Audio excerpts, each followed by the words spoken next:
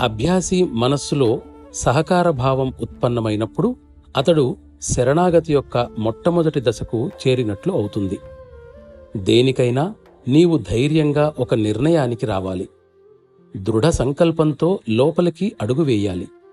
నీకు విజయం తప్పక సిద్ధిస్తుంది. నీ ప్రాపంచిక బాధ్యతలు నీ మార్గానికి అవరోధాలని అనుకుంటున్నావు, కాని అది పెద్ద పొరబాటు భావం.